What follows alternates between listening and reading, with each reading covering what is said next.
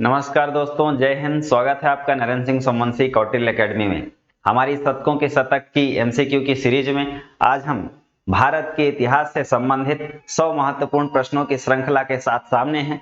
दोस्तों, भारत का इतिहास, जिसमें हम प्राचीन भारत के इतिहास, मध्यकालीन भारत के इतिहास और आधुनिक भारत के इतिहास की चर्चा करेंगे, उस कड़ी में आज हम जो प्रथम वीडियो के साथ सामने हैं, इसमें भारत के प्राचीन इतिहास की चर्चा 100 प्रश्नों के माध्यम से करेंगे और अन्य महत्वपूर्ण तथ्यों को हम प्रश्नों के उत्तरों के साथ बताते चलेंगे। जो चीजें आपको पता ना होंगी उन्हें आप नोट कर लीजिएगा, जो आपके एग्जाम के रिवीजन के लिए बहुत सहायक सिद्ध होगा। तो दोस्तों, हम सीधे अपने इस वीडियो श्रृंखला के साथ साथ प्रश्नों की चर्चा के साथ आपके साथ आगे बढ़ते हैं और आपसे एक गुजारिश है कि आप इस वीडियो को ज्यादा से ज्यादा लोगों को शेयर करें और आप भी तन्मयता के साथ जरूर देखें। तो दोस्तों, पहला प्रश्न है, ये भारत के इतिहास से संबंधित मोहनजोदड़ो। ये जो प्रश्न है, ये भारत की सिंधु घाटी सभ्यता, जब भारत का इतिहास हम पढ़ते हैं तो सिंधु घाटी सभ्यता का जो इतिहास है उसको सबसे पहले पढ़ते हैं प्राचीन भारत के इतिहास में। तो सिंधु घाटी सभ्यता जो है, वैदिक सभ्यता जो है, ये भारत के इतिहास की प्राचीन कहानी को पुरातात्विक स्रोतों के माध्यम से बताते हैं, जिससे हमें तत्कालीन भारत के आदिम मानव जीवन के कहानी को या उनके व्यवहार को जानने का ज्ञान होता है। ठीक है, तो उसी कड़ी में एक महत्वपूर्ण प्रश्न है कि मोहनजोदड़ो की सबसे बड़ी इमारत कौन सी है। दोस्तों, सिंधु घाटी सभ्यता में बहुत सारे स्थल खोजे गए, उन्हीं में से एक प्रमुख स्थल है मोहनजोदड़ो। मोहनजोदड़ो जो स्थल है ये बेसिकली पाकिस्तान में है और पाकिस्तान में सिंध प्रांत में लरकाना जिले में पड़ता है ये। और ये जो स्थल है मोहनजोदड़ो, इसमें सबसे बड़ी इमारत खोजी गई है और वो सबसे बड़ी इमारत है, जो सबसे बड़ी बिल्डिंग है, वो है बड़ा धान्यगार। इसको हम आधुनिक भाषा में कहते हैं वेयर हाउस, गोदाम, गोदाम कहते हैं। ठीक है, हमारी भारत सरकार बफर स्टॉक के द्वारा किसानों से एमएसपी पर खरीदे गए खाद्यान्न को, चाहे वो चावल हो यानी धान हो या गेहूं हो, उनको स्टॉक कर लेती है और आपातकाल के समय या जरूरत के समय उसको सप्लाई करवाती है। इसका एक्सपोर्ट भी किया जाता है, जिससे भारत की इकोनॉमी को बढ़ावा मिलता है। तो दोस्तों, इसमें जो बड़ा धान्यगार है, ग्रेट गेनरी है, ये मोहनजोदड़ो में पाया गया है और ये हड़प्पा सभ्यता की सबसे बड़ी इमारत के रूप में जाना जाता है। ये कहाँ है? मोहनजोदड़ो में। मोहनजोदड़ो कहाँ है? पाकिस्तान में। ठीक है, और मोहनजोदड़ो सिंधी भाषा में इसका अर्थ होता है मृतकों का टीला। ठीक है, चलिए, तो इसको हमने जान लिया कि इसका आंसर क्या होगा। आगे बढ़ते हैं नेक्स्ट प्रश्न में। प्रमुख दर्शन व उनके प्रतिपादकों में से कौन सा सत्य है? तो दोस्तों, जो दर्शन है, दर्शन बेसिकली जो विद्वान हैं उनके सिद्धांत हैं और इन सिद्धांतों के द्वारा उन्होंने कुछ सत्य, कुछ ऐसे सिद्धांत प्रतिपादित किए जो एक व्यक्ति को तर्कशील बनाते हैं, उसे सच और यथार्थ और विश्वास के बीच अंतर करने की क्षमता प्रदान करते हैं, अपने जीवन को जानने की कौशल प्रदान करते हैं और हमें अपना जीवन कैसे जीना चाहिए, हमें विश्वास कैसे करना चाहिए, इन सब की व्याख्या करते हैं। ये एक प्रकार से आधुनिक जो विज्ञान है उसका वो प्रारंभिक रूप था, जो विद्वानों के ज्ञान कौशल से उद्धृत हुआ था, उन्होंने अपने पुस्तकों में उसको रचा था। जैसे एक आता है सांख्य दर्शन। सांख्य दर्शन जो था, इसमें कपिल मुनि ने सांख्य दर्शन को प्रतिपादित करके कपिल मुनि ने जो प्रकृति है यानी नेचर है और ईश्वर है या व्यक्ति का जो विकास हुआ है, उसमें कौन कौन से तत्व समाहित हैं, किनकी बड़ी भूमिका है, उनके बारे में इन्होंने कहा था। तो सांख्य दर्शन जो है ये कपिल मुनि का है। किनका है? कपिल मुनि। तो ये जो है जोड़ा गलत हो जाएगा। पूछ रहा है सत्य कौन सा है। हमें प्रश्न को पढ़ते समय बारीकी से शब्दों को ध्यान रखना है। पूछा क्या गया है? सांख्य दर्शन कपिल मुनि से रिलेटेड है, इसलिए ये वाला जोड़ा गलत हो जाएगा। मीमांसा दर्शन जैमिनी। मीमांसा दर्शन, जैमिनी का मतलब होता है वेदों पर विश्वास करना, वेदों की महत्ता के बारे में बात करना, ये जैमिनी ने सिद्धांत दिया था और यह मीमांसा दर्शन में उन्होंने बताया है। वैशेषिक दर्शन जो है महर्षि कणाद का है। वैशेषिक दर्शन जो है महर्षि कणाद का है, गौतम ऋषि का नहीं है। आगे आता है न्याय दर्शन। न्याय दर्शन भी गौतम ऋषि का है। गौतम ऋषि ने न्याय दर्शन की रचना की थी और ये बादरायण इसका सही आंसर नहीं है, इसलिए इसका आंसर केवल हो जाएगा क्या, मीमांसा दर्शन के जैमिनी। हमारे भारतीय दर्शन में 6 दर्शन मुख्य रूप से माने गए हैं, जिनमें से एक है सांख्य दर्शन, मीमांसा, उत्तर मीमांसा, पूर्व मीमांसा और वैशेषिक दर्शन, न्याय दर्शन। ठीक है, और इसके अलावा जो महर्षि कणाद ने वैशेषिक दर्शन का प्रतिपादन किया, न्याय दर्शन का गौतम मुनि ने किया। ठीक है, और उत्तर मीमांसा, पूर्व मीमांसा का जैमिनी, उत्तर मीमांसा का बादरायण। ठीक है, न्याय दर्शन का किसने किया, गौतम ऋषि ने किया। और एक आता है योग। योग को पतंजलि ने, योग दर्शन का प्रतिपादन किसने किया, महर्षि पतंजलि ने। ठीक है, इस तरीके से हमारे ये दर्शन हो गए 6, इन्हें हमने जाना, ये इतिहास की महत्वपूर्ण प्राचीन जानकारियां हैं। एक आता है 10 राज्य युद्ध। 10 राज्य युद्ध का विजेता सुदास किस जन से संबंधित था? किस जन से संबंधित था? तो ऋग्वैदिक काल में जो जन होते थे, जन लोगों का समूह कहलाता था, वो एक दल कहलाता था और उसको हम जन कहते थे। उन जनों में से एक था राजा सुदास, और वो जो जन था वो था भरत जन। मतलब जो ऋग्वैदिक आर्य थे वो कबीलों में बटे रहते थे और उन कबीलों के समूह को हम जन कहते थे। जन के मुखिया को राजन कहा जाता था, यानी राजन, राजा। और उन्हीं में से जो भरत जन था उनके राजा थे सुदास। जो राजा सुदास थे, इनका युद्ध हुआ था 10 राजाओं के साथ। ठीक है, 10 राजाओं के समूह के साथ उन्होंने युद्ध लड़ा था और उसका नाम था 10 राज्य युद्ध, मतलब 10 राजाओं के साथ युद्ध। और वो लड़ा गया था रावी नदी के किनारे। रावी नदी किनारे लड़ा गया था। उस समय रावी नदी को परुष्णी नदी कहते थे। तो परुष्णी किस नदी का पुराना नाम है? रावी नदी का पुराना नाम है।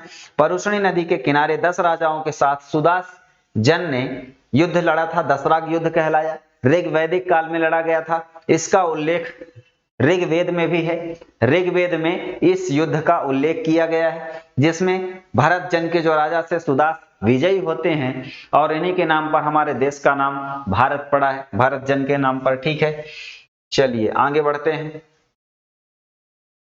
सिंधु घाटी, निम्न कथनों पर विचार करें। दोस्तों, इनमें से जो भी स्टेटमेंट दिए गए हैं उन्हें हमें बाकायदा पढ़ना है और सही उत्तर का मिलान करना है। तो इसमें से पहला है सिंधु घाटी सभ्यता का प्रमुख बंदरगाह लोथल था। लोथल गुजरात में है, समुद्र तट के किनारे है और ये उस समय का सबसे बड़ा बंदरगाह था, व्यापारिक नगर था। बिल्कुल सही है लोथल। राखी गढ़ी सिंधु घाटी सभ्यता का बड़ा स्थल है, ये गलत है, क्योंकि सिंधु घाटी सभ्यता का सबसे बड़ा स्थल जो है मोहनजोदड़ो है। कौन सा है? मोहनजोदड़ो। राखी गढ़ी भी सही है, लेकिन ये तब सही होता जब केवल कहा गया होता भारत में अगर सिंधु घाटी सभ्यता का सबसे बड़ा स्थल पूछे तो राखी गढ़ी होगा। राखी गढ़ी कहाँ है? हरियाणा में है। और यदि सिंधु घाटी सभ्यता का बड़ा स्थल पूछे तो हम बताएंगे मोहनजोदड़ो। मोहनजोदड़ो कहाँ है? पाकिस्तान के सिंध प्रांत में स्थित है। तो इसमें से पहला कथन पूरी तरीके से सत्य है। पूछ रहा है असत्य कूट कौन सा? असत्य मतलब गलत कौन सा है? तो गलत कौन सा है? बी नंबर गलत है, ए नंबर सही है। ठीक, यहां भी हम जोर देकर बता रहे हैं कि आपको प्रश्न अच्छे से पढ़ना है। पूछा क्या जा रहा है? सही पूछा जा रहा है या गलत चुनने को पूछा जा रहा है? ठीक है, चलिए इसके बाद हम नेक्स्ट प्रश्न की चर्चा करें। आगे बढ़ते हैं 5वें नंबर में। किस एक विचार का प्रचलन महावीर ने किया था? दोस्तों, जब हम प्राचीन भारत की बात करते हैं उस समय बहुत सारे धर्म, पंथ, संप्रदायों का उदय होता है, बहुत सारे सिद्धांतों का उदय होता है। उन्हीं के बीच में से जब उत्तर वैदिक काल के बाद जो भी व्याधियां, जो भी सामाजिक रूप से विसंगतियां आईं, उन पर जो धर्म सुधार की बात पनपी, उन्हीं में से एक बौद्ध धर्म और जैन धर्म का उदय हुआ और उन्होंने कुछ तार्किक बातें करी, सामाजिक समानता के सिद्धांतों का प्रचलन किया और लोग उस धर्म की ओर आकृष्ट हुए। तो इसका हम लोग अध्ययन करते हैं अपने इतिहास में, यानी हमारे जो देश का जनजीवन है किस तरीके से सामाजिक रूप से संस्कृत प्रसंस्कृत होता गया और बहुत सारी चीजें सिद्धांतों के रूप में हमने पढ़ी, हमने अपनी कला संस्कृति में उन चीजों को जोड़ा, तो हमारे देश की जो सांस्कृतिक विविधता आज दिखाई देती है वह विविधता उन प्राचीन काल में जो धर्म संप्रदाय उदित हुए उनके उदित होने के परिणाम स्वरूप आज हम देख रहे हैं। उन्हीं में से जो प्रश्न पूछा गया है कि किस विचार का मतलब सिद्धांत महावीर ने किया। महावीर का मतलब महावीर स्वामी जी। महावीर स्वामी जैन धर्म के 24वें तीर्थंकर थे। ये 24वें जैन तीर्थंकर, ठीक है। तीर्थंकर का मतलब होता है गुरु, जैन गुरु 24वें, और इनको अंतिम भी माना जाता है। इनके बाद तीर्थंकरों के बारे में कोई बात नहीं बताई गई है। जैन धर्म में प्रथम जो तीर्थंकर थे उनका नाम था ऋषभदेव और उनको ही जैन धर्म का संस्थापक माना जाता है, लेकिन जैन धर्म का वास्तविक संस्थापक ये महावीर स्वामी यानी अंतिम 24वें तीर्थंकर को माना जाता है। तो ये जो विचार है इनमें इन्होंने जो महत्वपूर्ण सिद्धांत दिए जैन धर्म में उनको कहा जाता है महाव्रत या अणुव्रत, ठीक है। 5 महाव्रत सिद्धांत जैन धर्म में हम पढ़ते हैं और उन्हीं में से एक है सत्य, एक है अहिंसा, एक है अस्तेय, एक है अपरिग्रह और एक है ब्रह्मचर्य। तो इनमें से जो पहला है सत्य, दूसरा अहिंसा, तीसरा अस्तेय, चौथा अपरिग्रह, ये जो 4 सिद्धांत थे इनको दिया था पार्श्वनाथ ने। पार्श्वनाथ 23वें तीर्थंकर थे। पार्श्वनाथ जैन धर्म के 23वें तीर्थंकर थे। और जो ब्रह्मचर्य है 5वां, इसको जोड़ दिया था 24वें तीर्थंकर ने। 24वें तीर्थंकर कौन थे? महावीर स्वामी, ठीक। तो महावीर स्वामी ने इस पंच महाव्रत में जो 4 महाव्रत बताए गए थे पार्श्वनाथ द्वारा, सत्य अहिंसा अस्तेय, उनमें से 5वें को जोड़ दिया यानी ब्रह्मचर्य को जोड़ दिया। और ये जो महाव्रत हैं इनका अगर कोई पालन कर लेगा वह जैन धर्म में सबसे श्रेष्ठ व्यक्ति कहलाएगा, ठीक। और इन सिद्धांतों का पालन जैन धर्म के अनुयायी के लिए यानी सन्यासी के लिए बताया गया कि सबसे महत्वपूर्ण है। सत्य का मतलब सदा सत्य बोलना, अहिंसा का मतलब हिंसा का पालन ना करना, अस्तेय का मतलब होता है चोरी ना करना, अपरिग्रह का मतलब होता है जरूरत से ज्यादा संपत्ति को न रखना, ब्रह्मचर्य का मतलब होता है कि जो शारीरिक संभोग है उससे निवृत्त रहना, ठीक है। यानी हमें ब्रह्मचर्य का पालन करना, ठीक है। स्त्री संसर्ग से दूर रहना, ये इसमें बातें बताई गई। तो ये महावीर स्वामी ने 5वें सिद्धांत को जोड़ा था, ये ध्यान रखिएगा, ठीक। आगे बढ़ते हैं।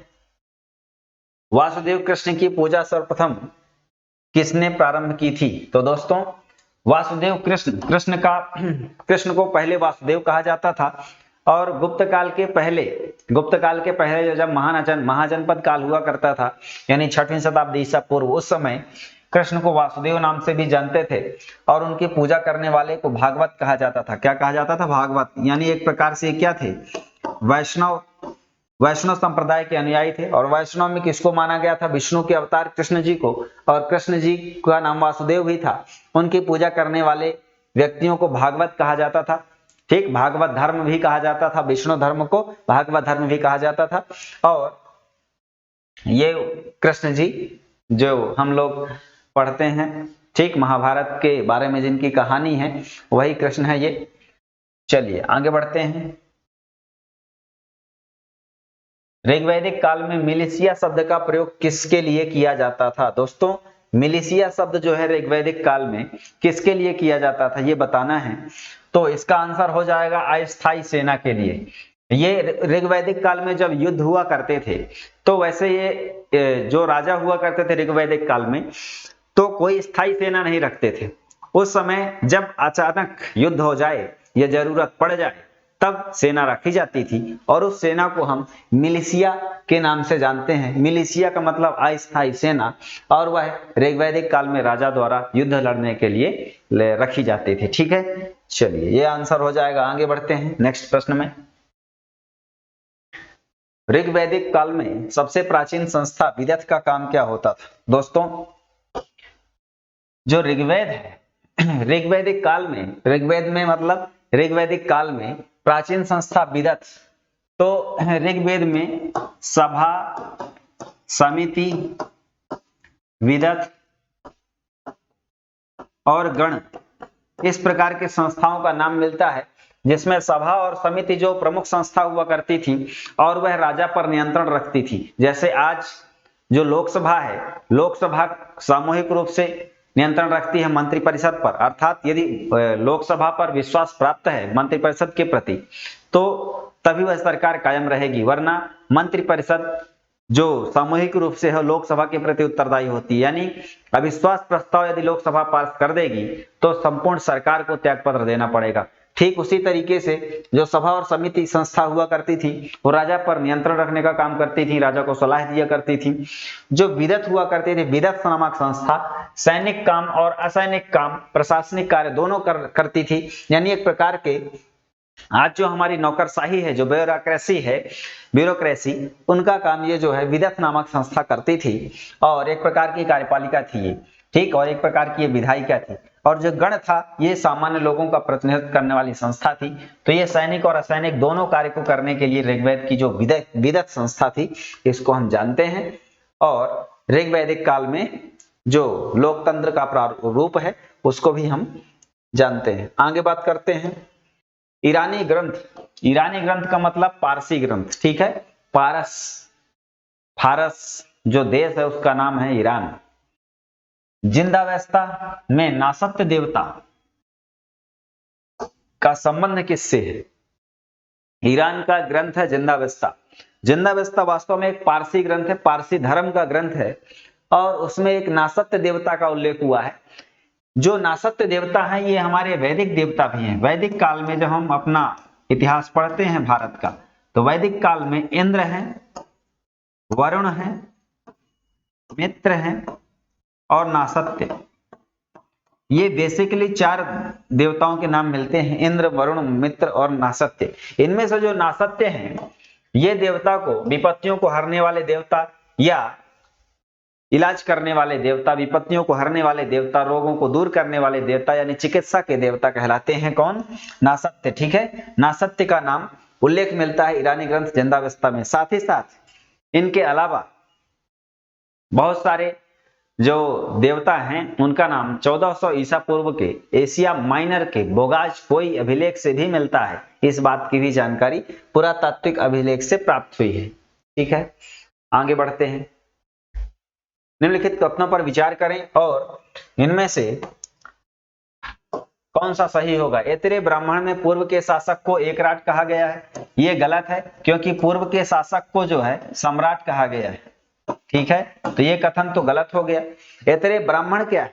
तो ब्राह्मण ग्रंथ जो है ये वेदों की व्याख्या करने के लिए, वेदों का सरल तरीके से अर्थ समझाने के लिए हम ब्राह्मण ग्रंथों की रचना की गई है और इन ब्राह्मण ग्रंथों को हर वेद के बाद में लिखा गया है। जैसे ऐतरेय और कौशिक की ये जो है ऋग्वेद के ब्राह्मण ग्रंथ है। ऋग्वेद को समझने के लिए इन ब्राह्मण ग्रंथों को रचा गया था, ये गद्य रूप में रचित है। तो इसमें पूर्व के राजा को सम्राट कहा गया है, तो एकराट की गलत है। एकराट किस राजा को कहा गया है? एकराट जो चतुर्दिक दिशाओं का राजा है, सभी दिशाओं का राजा, उसको एकराट कहते हैं। ऐतरेय ब्राह्मण में पश्चिम के शासक को स्वराट कहा गया है, ये बिल्कुल सही है। पूछा गया है सत्य कथन कौन सा है? केवल 2 सही है, ठीक। इसका आंसर हम ये बताएंगे। आगे बढ़ते हैं। रत्नीन होते थे, कौन होते थे रत्नीन? बताएंगे। रत्नीन शब्द से ही स्पष्ट है, रत्नीन रत्न को धारण करने वाले, ठीक है। तो रत्नों की खोज करने वाले नहीं, खजाने की देखरेख करने वाले नहीं, राजा की प्रमुख पत्नियां नहीं, राज्य के उच्चाधिकारी, राज्य के उच्चाधिकारी इनको जो है रत्न दिया जाता था, ये उसको धारण करते थे। और राज्य के उच्चाधिकारियों को रत्नी कहा जाता था। क्या कहा जाता था?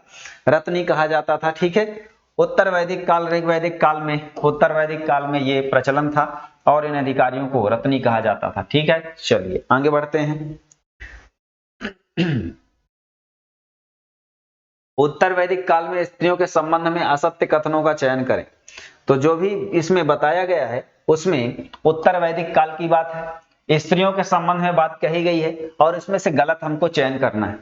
उत्तर वैदिक काल में सती प्रथा का प्रचलन प्रारंभ हो गया था, तो उत्तर वैदिक काल में सती प्रथा का प्रचलन नहीं था, ये बिल्कुल स्टेटमेंट गलत है, यानी असत्य हमको ढूंढना है। स्त्रियां सभा और समिति में भाग ले सकती थी, बाल विवाह होने लगे थे, उपनयन संस्कार बंद हो गया था, तो इसमें सभा और समिति में भाग लेने पर प्रतिबंध लगा दिया गया था। भाग ले सकती थी ऐसा नहीं था, केवल ऋग्वैदिक काल में ऐसा था। ठीक, फिर बाल विवाह होने लगे थे, ये भी गलत है, बाल विवाह नहीं होते थे। उपनयन संस्कार बंद हो गया था, ये बिल्कुल सही है, यानी उत्तर वैदिक काल में स्त्रियों का उपनयन संस्कार करना बंद कर दिया गया था, ये बिल्कुल सही है, बाकी सब गलत है। पूछ रहा है असत्य कथनों का चयन करें, तो कौन सा असत्य हो जाएगा? 1 2 3, ठीक, 1 2 3 इसका पहला आंसर हो जाएगा। आगे बढ़ते हैं। शुल्काध्यक्ष का कार्य क्या होता था? तो शुल्काध्यक्ष जो है वो शुल्क अध्यक्ष, नाम से ही स्पष्ट है, शुल्काध्यक्ष, ठीक है, जो शुल्क लेने वाला अधीक्षक होगा। तो चुंगी कर वसूलना इसका काम हुआ करता था। जो व्यापारी हुआ करते थे उनसे चुंगी कर वसूला जाता था, ठीक है, जो व्यापारी होते थे व्यापारियों से कौन सा कर वसूला जाता था? चुंगी कर। और जो काश्तकार होते थे, काश्त या शिल्पकार, ठीक है, शिल्पकारी जो करते थे उनसे जो है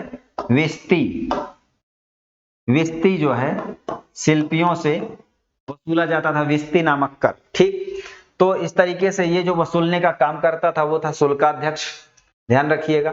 आगे बढ़ते हैं। 4 पुरुषार्थ की अवधारणा समाज में कब स्थापित हुई? तो हमारे भारतीय समाज में 4 पुरुषार्थ की अवधारणा आई, और उन अवधारणा में जो 4 पुरुषार्थ हैं, धर्म, अर्थ, काम और मोक्ष, इनमें से मोक्ष की अवधारणा कब आई ये पूछा गया है। तो मोक्ष की अवधारणा आई सूत्र काल या महाजनपद काल में, और यह महाजनपद काल कब माना जाता है? 600 बीसी में, यानी जो ईसवी सन है उसके 600 साल पहले का समय, महात्मा बुद्ध के जीवन काल का समय, इसको महाजनपद काल कहा जाता है। जब हमारे देश में 16 महाजनपदों का उदय होता है, 16 बड़े बड़े महाजनपद यानी बड़े बड़े राज्य स्थापित होते हैं, और उनकी जानकारी हमें बौद्ध ग्रंथ अंगुत्तर निकाय और जैन ग्रंथ भगवती सूत्र से मिलती है। महाजनपद काल जैसे अवंती महाजनपद, मगध महाजनपद, अस्मक महाजनपद, मथुरा, ठीक है, ऐसे बहुत सारे जो महाजनपद थे 16 अंग, ठीक है, चंपा, ऐसे इन्हीं में से जो मोक्ष की अवधारणा आई ये जोड़ दिया गया महाजनपद काल में। पहले 3 पुरुषार्थ हुआ करते थे, धर्म, अर्थ, काम और मोक्ष। ये जो पुरुषार्थ का मतलब होता है कि जब जीवन हमारा मिला है तो हम इन चारों पर अपना कार्य करें। जैसे धर्म का कार्य करें, अर्थ मतलब पैसा कमाएं, काम मतलब जो रति संबंध है उसको करके हम अपनी पीढ़ियों को आगे बढ़ाएं और एक संस्कारवान संतान को उत्पन्न करें। मोक्ष का मतलब होता था कि अपनी सारी जिम्मेदारियों को, सांसारिक गृहस्थ जीवन को जी करके अंत में हम मोक्ष प्राप्ति के लिए भगवत भजन करें, भक्ति की ओर ध्यान दें, या अपने आप को जानने के लिए, समग्र संसार के कल्याण के लिए हम मोक्ष कर रहा है अपना लें, संन्यास ग्रहण कर लें, ऐसी बात जो है इसमें कही गई थी। तो ये चारों अवधारणाएं भारतीय समाज में हम पढ़ते हैं, हिंदू धर्म में पढ़ते हैं, ठीक, ये भारतीय संस्कृति की महत्वपूर्ण विशेषता है। चलिए आगे बढ़ते हैं। भारत के प्राचीनतम प्राप्त सिक्के किसके थे? तो दोस्तों जो भारत के प्राचीनतम सिक्के थे वो चांदी के बने होते थे। किससे बने होते थे? चांदी के बने होते थे, और उनमें जो ठप्पा लगाया जाता था, ठप्पा का मतलब सील, ठीक है, उसको हम आहत सिक्के कहते थे, आहत या पंचमार्क, ठीक है। तो इनमें किसी की आकृति, ठीक है, देवी देवता की आकृति, पशु पक्षियों की आकृति, इन सबको उसमें ठप्पा लगा दिया जाता था, उसकी सील छाप दी जाती थी। किस पे? चांदी के सिक्कों पे। ये जो है भारत के प्राचीनतम सिक्के हुआ करते थे, ठीक है। तो ध्यान रखिएगा, आहत सिक्के, पंचमार्क सिक्के कहा जाता था जो चांदी के बने होते थे। आगे बढ़ते हैं।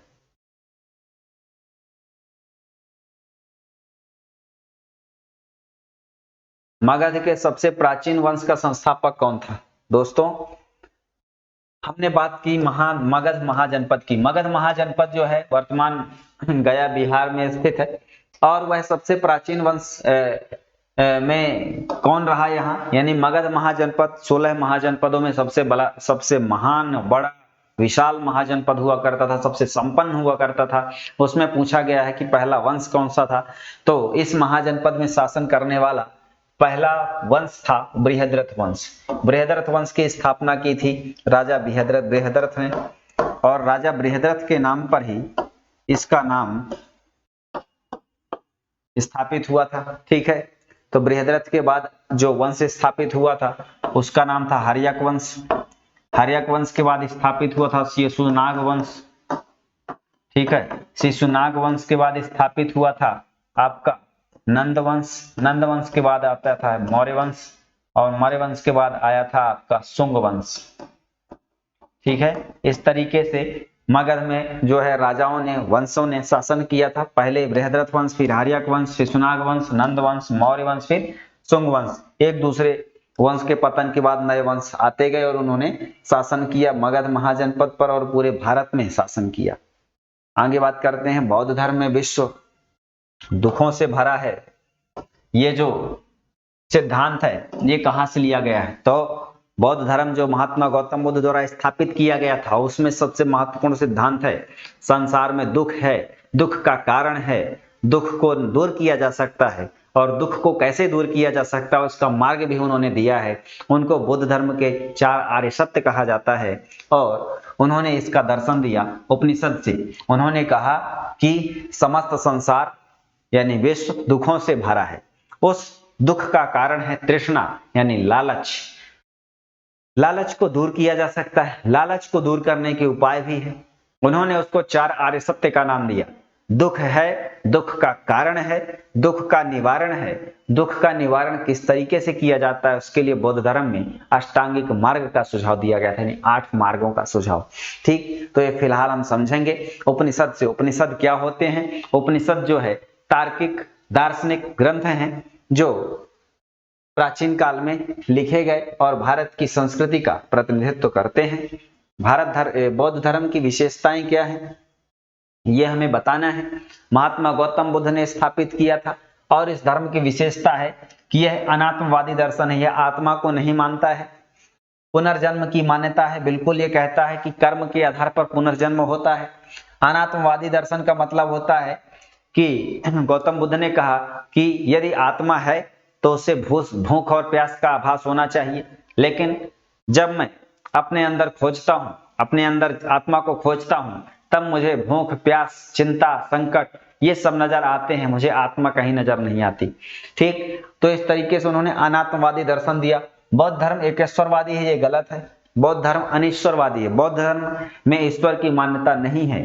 उन्होंने स्पष्ट रूप से कहा है कि मुझे इस पर कोई यकीन नहीं है कि ईश्वर है, ईश्वर नहीं है और ईश्वर को हम नहीं मानते। तो ये जो विशेषताएं हैं 2 और 3 इसको पुष्ट करती हैं। इसका आंसर हो जाएगा सी नंबर। ठीक है, चलिए आगे बढ़ते हैं नेक्स्ट प्रश्न में। सिकंदर महान कब पैदा हुए थे? तो दोस्तों हम जब इतिहास पढ़ते हैं सिकंदर महान की बात आती है। आजकल लोग बोलचाल में कह देते हैं कि तू बड़ा सिकंदर बनता है। कई फिल्मों में हमने सुना है जो जीता वही सिकंदर, ऐसे जो डायलॉग है उसको हम लोग यूज करते हैं। तो सिकंदर महान पैदा कब हुआ था? इसका जन्म 356 बीसी में हुआ था। जो ईसा पूर्व है, इसका मतलब जो ईसवी सन प्रारंभ हुआ था उसके 356 साल के पहले का समय, before the birth of Jesus Christ, ये है बीसी। बीसी मतलब बिफोर क्राइस्ट, और बिफोर क्राइस्ट का मतलब जैसे हम एक सन को मान लें, ये है कोई एक आधार वर्ष है, इसके बाद का है एडी और इसके हम इधर जाएंगे माइनस में तो ये हो जाएगा बीसी। तो ये जो ईसा मसीह का जन्म माना जाता है, ठीक है, उसके बाद का समय एडी कहलाया, एनो डोमिनी, या हम इसको हिंदी में लिखते हैं ईसवी। और इसके ईसवी के पहले का, ईसा मसीह के जन्म के पहले का समय ईसा पूर्व कहलाता है। यानी अगर हम बात करें 100 ईसा पूर्व, तो 100 ईसा पूर्व का मतलब होता है ये ईसवी सन के 100 साल पहले। और यदि हम बात करें 100 ईसवी तो इसका मतलब हुआ कि ईसा मसीह के जन्म के 100 साल बाद। और यदि हम इसका डिफरेंस निकालें कि 100 ईसा पूर्व से 100 ईस्वी तक का कितने साल का समय होगा, तो 100 साल ये 100 साल ये, यानी ये कितना हो गया, 200 साल हो गया। ठीक है, इस तरीके से हम इसका आकलन कर सकते हैं। जैसे यदि हम बात करें कि सिकंदर महान का जन्म 356 ईसा पूर्व में हुआ था और वर्तमान में कितना सन चल रहा है, 2023, तो इसको जन्म के कितने साल हो गए, तो 2023 में 356 हम जोड़ देंगे और जो भी आएगा उसके उतने साल हो गए होंगे उसके जन्म को। ठीक है, तो 356 ईसा पूर्व में इसका जन्म हुआ था। कहाँ हुआ था, इसका जन्म हुआ था यूनान में। और यूनान में कहाँ हुआ था, मकदूनिया में। यूनान में कहाँ हुआ था, मकदूनिया में। इसको आज मैसेडोनिया कहा जाता है। और यह सिकंदर जो है विश्व विजेता का सपना लेकर भारत को जीतने के लिए आया था और इसका युद्ध हुआ था व्यास नदी के किनारे, हाइडेस्पीज या झेलम का युद्ध। पोरस, राजा पोरस के साथ इसने लड़ाई लड़ी थी। और 326 ईस्वी में, 326 बीसी में इसने पोरस राजा से लड़ाई लड़ी थी व्यास नदी के किनारे। इसको हाइडेस्पीज या झेलम का युद्ध भी कहा जाता है, वितस्ता या झेलम नदी के किनारे। और वह फिर उस युद्ध के बाद भारत से लौट गया। 323 ईस्वी पूर्व में उसकी मृत्यु हो गई और यह सिकंदरिया का रहने वाला शासक था। ठीक है, चलो आगे बढ़ते हैं। माध्यमिकवाद या शून्यवाद पर विचार करें। तो दोस्तों, माध्यमिकवाद या शून्यवाद, शून्यवाद के प्रवर्तक नागार्जुन है। शून्यवाद का संबंध बौद्ध धर्म की हीनयान शाखा से, ये गलत है क्योंकि ये महायान शाखा से रिलेटेड है। ठीक है, महायान शाखा।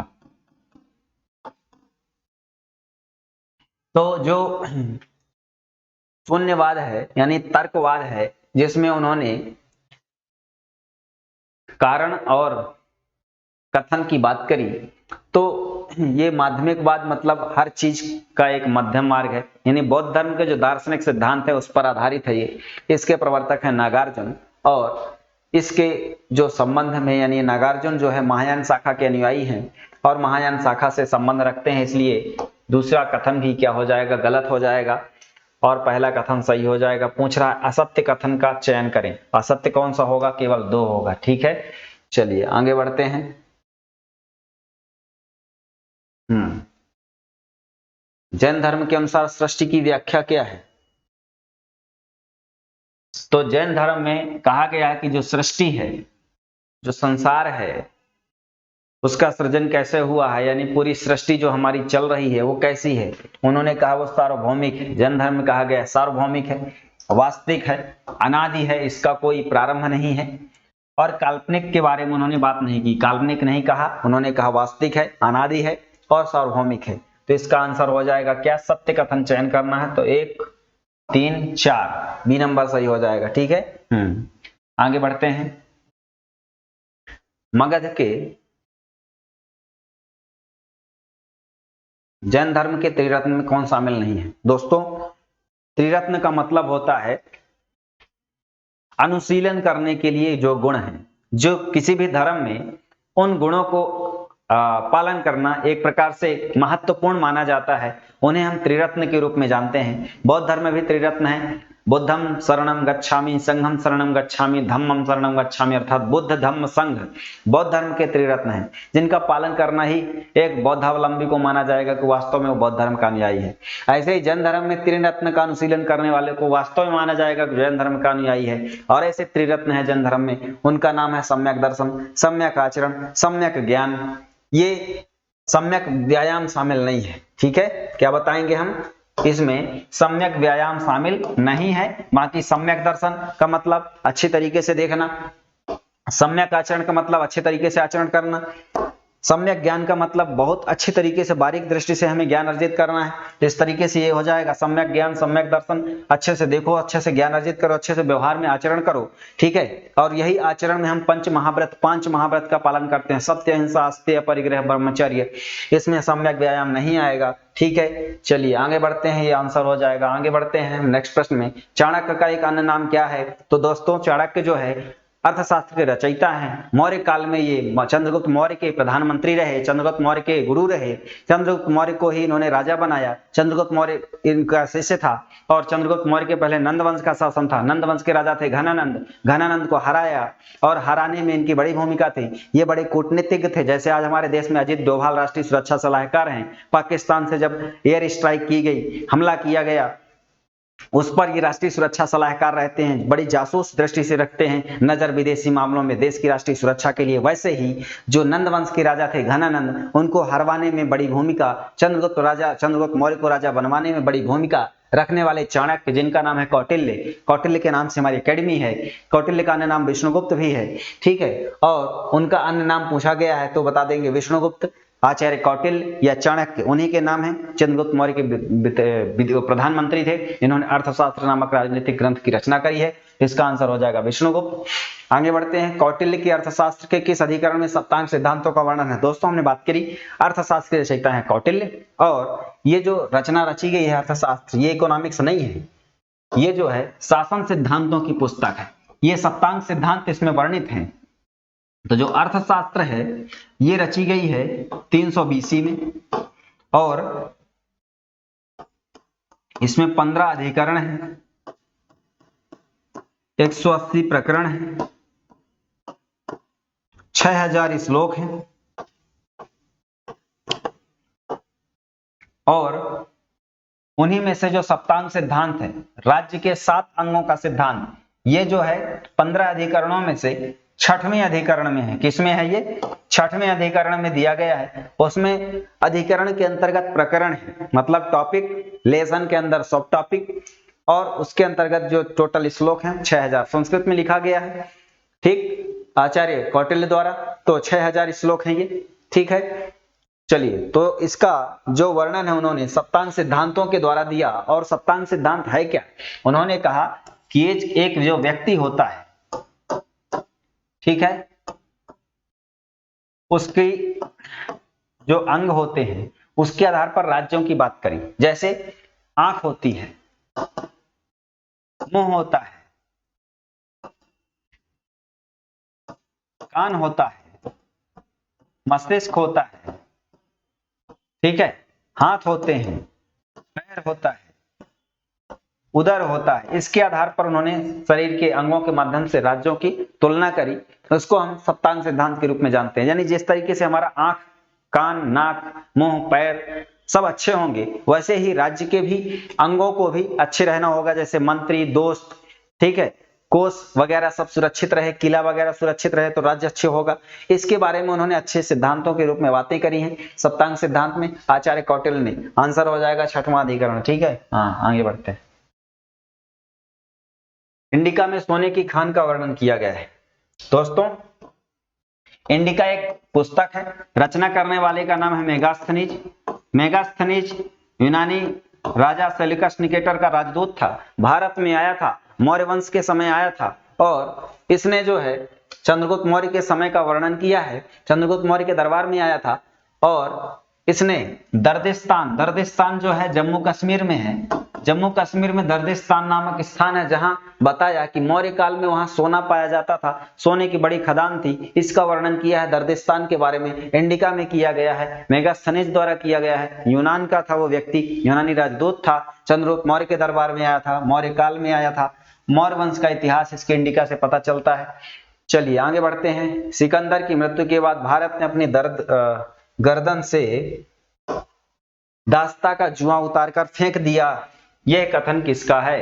तो दोस्तों, यह कथन जो है ये जस्टिन का है। जस्टिन एक इतिहासकार हैं, लेखक हैं। इन्होंने कहा कि सिकंदर की जब मृत्यु हो गई तो भारत से गुलामी के दास्ता का जो जुआ है उतर गया।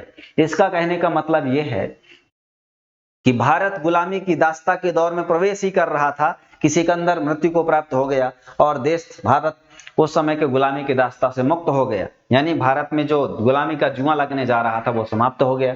जस्टिन का कहना सही। एरियन जो है सिकंदर के जो अभियान है उनका वर्णन करता है। मेगास्थनीज की हमने बात कर ली, ठीक। चलिए आगे बढ़ते हैं। सातवाहनों की राजधानी अवस्थित कहां थी? तो दोस्तों, सातवाहन वंश एक प्राचीन कालीन भारत में राजवंश था जिसके जो राजा थे मात्र सत्तात्मक थे। उन्होंने अपने माता के नाम पर राज्य अपना नामकरण भी किया था। और जैसे गौतमीपुत्र सातकर्णी, यज्ञश्री सातकर्णी, तो गौतमीपुत्र सातकर्णी उसकी माँ का नाम था गौतमी, तो उनके नाम पर वो राजा का नाम भी हुआ। तो इस प्रकार से उन्होंने माता को यानी माँ को ज्यादा महत्व दिया। ऐसा वंश था आंध्र सातवाहन वंश। उसको पुराणों में आंध्र भृत्य या आंध्र जाति कहा जाता है। और उनकी जो राजधानी थी, वास्तविक राजधानी, तो जब हम पढ़ेंगे इनकी वास्तविक राजधानी, तो इनकी वास्तविक राजधानी मान्यखेत थी। मान्यखेत या प्रतिष्ठान, कौन सी थी? प्रतिष्ठान या मान्यखेत। लेकिन प्रारंभिक राजधानी जो है अमरावती में थी। प्रारंभिक राजधानी कहां थी? अमरावती में। ठीक है, ध्यान रखेंगे। चलिए आगे बढ़ते हैं। किस कुषाण शासक ने सर्वाधिक स्वर्ण मुद्राएं जारी की थी? तो कनिष्क कुषाण वंश के सबसे महान प्रतापी शासक थे। बौद्ध धर्म के संरक्षण में इन्होंने बड़ा योगदान दिया और कनिष्क कुषाण वंश के शासक थे। इन्होंने सबसे ज्यादा स्वर्ण मुद्राएं जारी की। लेकिन अगर ये पूछा जाए कि सबसे पहले देश में स्वर्ण मुद्रा भारत में अगर पूछे तो सबसे पहले किसने जारी किया? सबसे पहले जारी किया हिंद यूनानी, इंडो बैक्ट्रियन। फिर सर्वाधिक जो है जारी किया गुप्त काल में गुप्तों ने। और सर्वाधिक शुद्ध तो कुषाण शासकों ने। ठीक, तो अगर पूछे सबसे पहले स्वर्ण मुद्रा भारत में किसने जारी की? हिंद यूनानी शासकों ने की।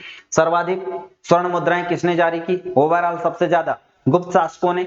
लेकिन सर्वाधिक शुद्ध सोने के सिक्के किसने जारी करवाए? कुषाण शासकों ने जारी कराए। और अगर कुषाण शासकों में पूछा जाए सबसे ज्यादा स्वर्ण मुद्रा किसने जारी कराई, तो कनिष्क ने जारी कराई।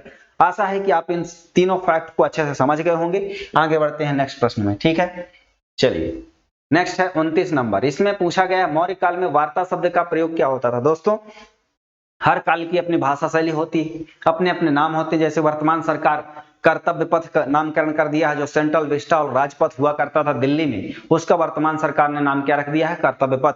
इलाहाबाद का नया नामकरण हो गया है प्रयागराज, जो वर्षों पहले हुआ करता था। ठीक है, बाद में मध्यकाल में मुसलमान शासकों का शासन हुआ, उन्होंने इलाहाबाद के नाम पर इलाहाबाद कर दिया और प्रयागराज आज सरकार ने कर दिया है।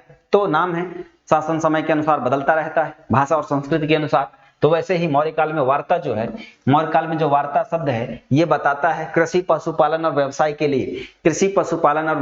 लिए वार्ता शब्द को बताया गया है। मौर्य काल में जब हम पढ़ेंगे मेगास्थनीज के इंडिका, उनमें ये अर्थशास्त्र में भी इन बातों का उल्लेख है। ठीक है, ध्यान रखेंगे। आगे बढ़ते हैं। हाँ, अब बहुत अच्छा क्वेश्चन है ये। इसमें दिया गया है, एक तरफ क्षेत्र लिखा है, एक तरफ शासक लिखा है।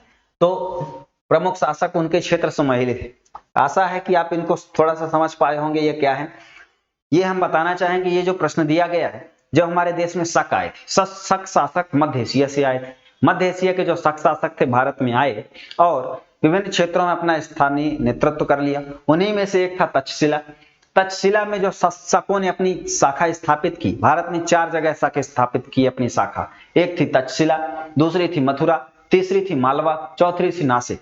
ठीक, मालवा का मतलब वही उज्जैन वाला। ठीक, तो मथुरा तक्षशिला में जो शासन स्थापित किया गया शकों द्वारा, तक्षशिला कहाँ है? पाकिस्तान में। उसने कौन व्यक्ति था जो उसने शासन स्थापित किया, क्षेत्र स्थापित किया? माउस ने। उसका नाम क्या था? शक राजा का माउस। मथुरा में किसने स्थापित किया था? राजुल। मथुरा यूपी में है, कृष्ण जी का जन्म स्थान। तो राजुल जो है, राजुल क्या है? तो राजुल राजा थे, शक शासक, जिन्होंने मथुरा में शकों की शाखा स्थापित की। मालवा में किसने स्थापित की? चष्टन ने। और नासिक में भूमक ने स्थापित की थी। तो पहले का माउस, मथुरा का राजुल, मालवा का चष्टन, नासिक का भूमक। इस तरीके से हमारा आंसर हो जाएगा पहले का पहला और तीसरे का चौथे का दूसरा। ठीक है, ये आंसर हो जाएगा। चलो आगे बढ़ते हैं। किस शासक वर्ग का संबंध ब्राह्मण जाति से है? पूछा गया है किस शासक वर्ग का संबंध ब्राह्मण जाति से। इसका मतलब पूछा गया है कि कौन से वंश का शासन का संस्थापक ब्राह्मण था। तो हमें ये बताना है कि कौन सा ब्राह्मण था। बताइए। कण्व वंश का संस्थापक था वासुदेव। कण्व वंश का संस्थापक कौन था? वासुदेव, और ये जो है ब्राह्मण वंश का था, बिल्कुल सही है। शुंग वंश का संस्थापक था पुष्यमित्र शुंग। मौर्य वंश के राजा अंतिम थे बृहद्रथ, उनकी हत्या कर दिया था और इसने अपने नाम से पुष्यमित्र शुंग के नाम से शुंग वंश स्थापित किया था। ये भी ब्राह्मण था, ठीक है, पुष्यमित्र शुंग, पुष्यमित्र शुंग था। और सातवाहन वंश का राजा था सिमुक, और सिमुक क्षत्रिय वंश का था, ये ब्राह्मण वंश नहीं था, ठीक है, तो ये गलत हो जाएगा। तो पूछा जा रहा है ब्राह्मण जाति से कौन से रिलेटेड हैं, तो 1 और 2, ठीक है, पहला आंसर हो जाएगा इसका 1 और 2। आगे बढ़ते हैं नेक्स्ट प्रश्न में।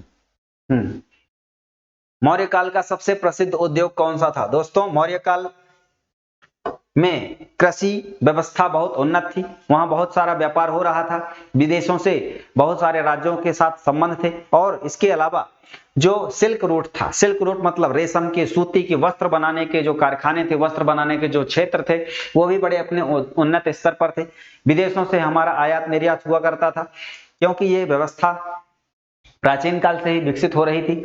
तो उस समय जो मौर्य काल था उसमें वस्त्र उद्योग, सूती और रेशमी वस्त्र उद्योग के क्षेत्र के इस क्षेत्र में बड़ा व्यापक विकास होता दिखाई पड़ता है इस काल में।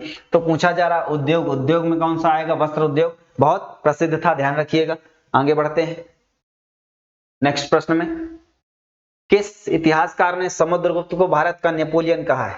तो दोस्तों, इतिहासकार की बात करें अगर हम, कौन सा ऐसा जो हिस्ट्री का जो लेखक है या इतिहास को जानने वाला व्यक्ति है, विद्वान है, उसने समुद्रगुप्त को भारत का नेपोलियन कहा? नेपोलियन कौन सा था? फ्रांस का था, ठीक। फ्रांस का नेपोलियन बोनापार्ट, उसकी ख्याति इतनी ज्यादा हुई कि उसको अन्य राजाओं की उपाधियों के साथ जोड़ा जाने लगा। भारत में भी समुद्रगुप्त ने बहुत ज्यादा अच्छा काम किया और बहुत सारी दिग्विजय प्राप्त की, उत्तर भारत के राजाओं को हराया, दक्षिण भारत के राजाओं को हराया, ठीक है। तो कौन सा इतिहासकार है जिसने इसको भारत का नेपोलियन कह दिया? तो वह इतिहासकार हैं विंसेंट स्मिथ।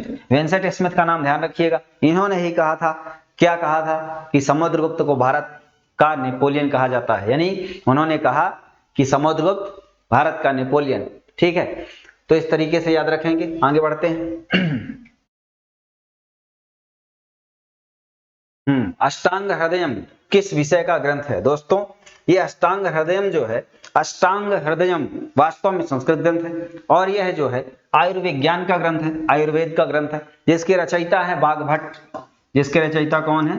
बाघभट्ट।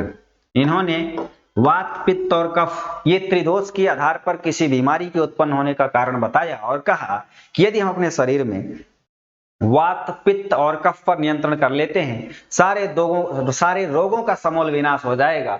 और इसके बारे में उन्होंने आयुर्विज्ञान के ग्रंथ में अष्टांग हृदयम में बहुत सारी चिकित्सा पद्धतियों के बारे में बताया है, जिसमें हम आयुर्वेद के आधार पर अपना इलाज कर सकते हैं। बिना किसी डॉक्टरी सहायता के, ट्रीटमेंट किए बगैर हम अपनी बीमारियों का इलाज प्राकृतिक तरीके से कर सकते हैं, जड़ी बूटियों की सहायता से कर सकते हैं। यह आयुर्वेद का ग्रंथ है अष्टांग हृदयम, रचना करी है बाघभट्ट ने। आगे बढ़ते हैं नेक्स्ट प्रश्न में, ठीक है। चलो, हर्ष किस राजवंश से संबंधित था? दोस्तों, हर्ष जो राजा थे, ये हर्षवर्धन का संक्षिप्त नाम है हर्ष।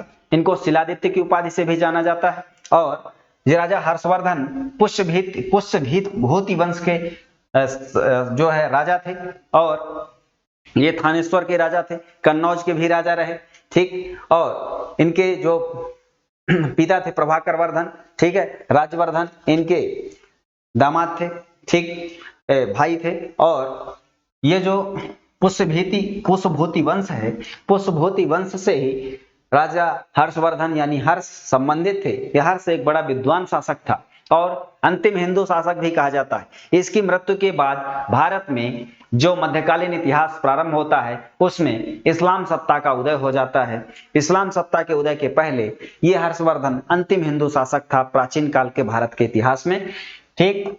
चलिए आगे बढ़ते हैं नेक्स्ट प्रश्न। मध्यकालीन मंदिरों में सबसे लंबा मंदिर कौन सा है? दोस्तों, मध्यकालीन मंदिरों में सबसे लंबा मंदिर कौन सा है? मध्यकाल में, मध्यकाल का मतलब होता है जो हमारा 800 ईस्वी यानी राजपूत काल, जब 800 ईसा पूर्व 800 ईस्वी से 800 एडी से प्रारंभ होता है, तब से लेकर के जब जो यूरोपीय व्यापारिक कंपनियां आती हैं, यानी सन 1600 ईस्वी के आसपास का समय, तब से 800 से लगभग 1600 तक का समय, 800 साल तक का समय, उस समय को हम मध्यकाल कहते हैं, जिसमें दिल्ली सल्तनत भी पढ़ते हैं, छोटे छोटे राज्यों का उदय हुई होता है, मुगल सत्ता भी पढ़ते हैं, ये सारी चीजों को। उस समय जो मंदिर बने उनमें से एक बड़ा मंदिर था, और वह बड़ा मंदिर था तंजौर का बृहदेश्वर मंदिर। तंजौर का बृहदेश्वर मंदिर जो है चोल राजा राजराज प्रथम ने करवाया था, और इस मंदिर को मध्यकालीन मंदिरों में सबसे बड़ा मंदिर माना जाता है। तो ध्यान रखिएगा, तंजौर का बृहदेश्वर मंदिर ये भगवान शंकर जी को समर्पित था, शिव मंदिर था। आगे बढ़ते हैं, संगम साहित्य के संरक्षक कौन थे? दोस्तों, संगम साहित्य क्या होता है?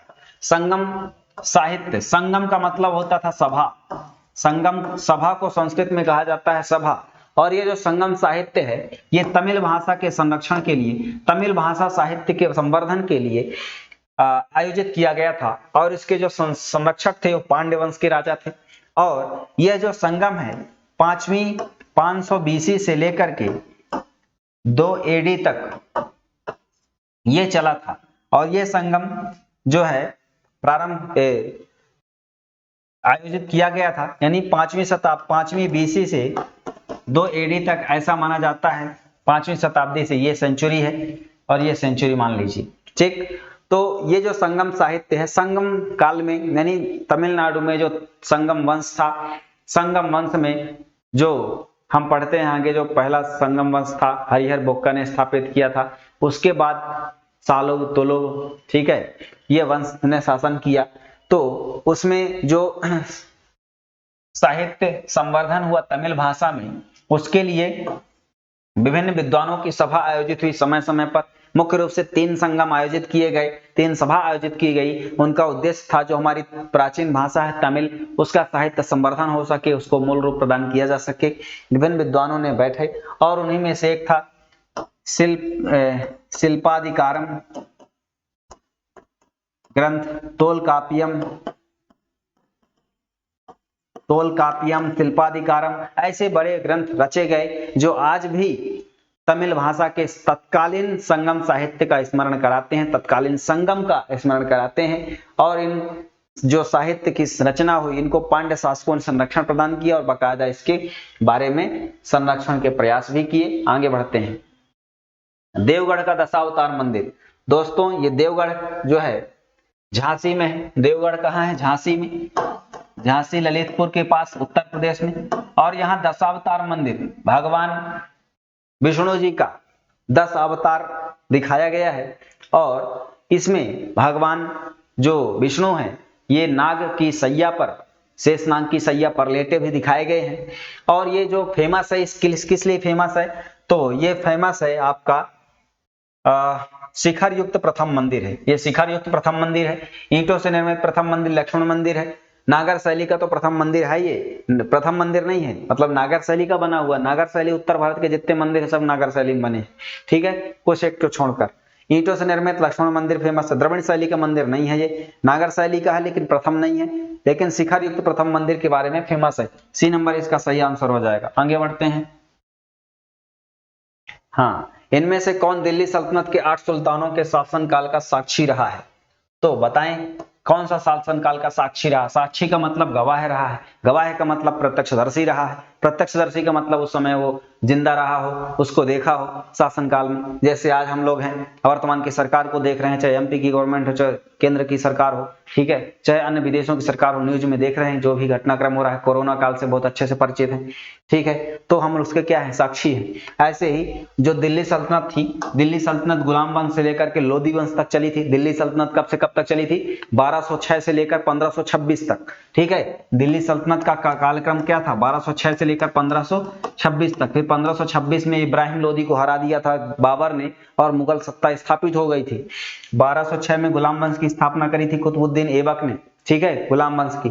तो जो दिल्ली सल्तनत के 8 सुल्तान रहे, उनमें से गुलाम वंश के बाद जो खिलजी वंश आया, खिलजी वंश के बाद तुगलक वंश, फिर सैयद वंश, लोधी वंश, ऐसे वंश आए। उनमें से जो 8 राजा हुए गुलाम वंश से लेकर तुगलक वंश तक के, उनमें से विभिन्न सुल्तानों के साक्षी रहा, उनके समय में रहा वो व्यक्ति था अमीर खुसरो। अमीर खुसरो ने 8 सुल्तानों के शासनकाल को देखा।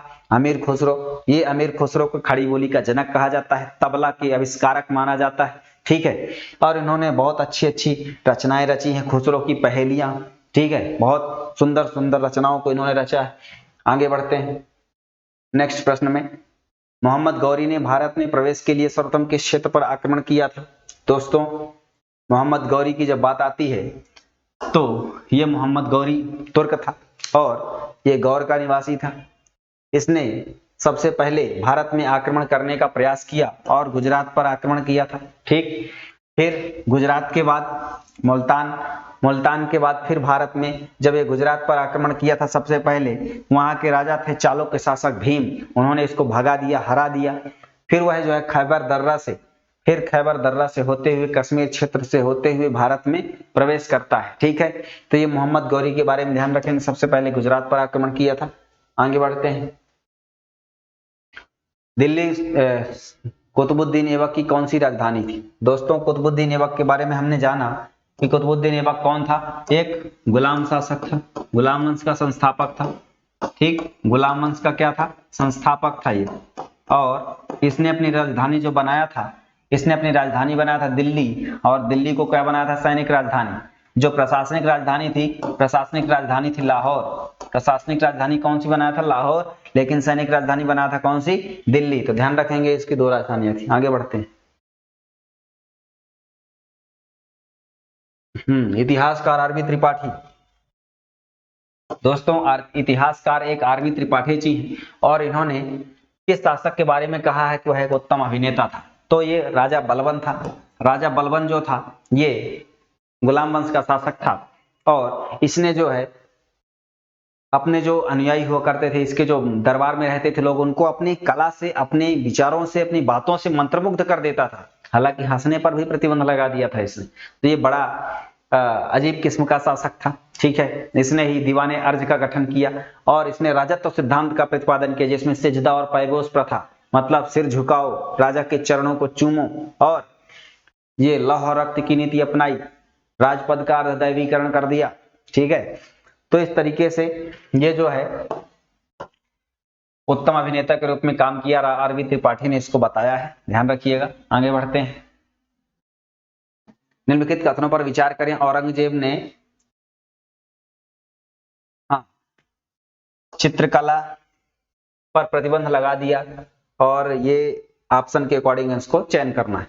औरंगजेब ने चित्रकला पर प्रतिबंध लगा दिया था, ये बिल्कुल सही है, चित्रकला पर उसने प्रतिबंध लगा दिया था।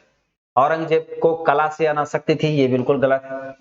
औरंगजेब को कला से अनासक्ति नहीं थी। कला का मतलब वह कला के प्रति प्रेम नहीं करता था, ऐसा नहीं था।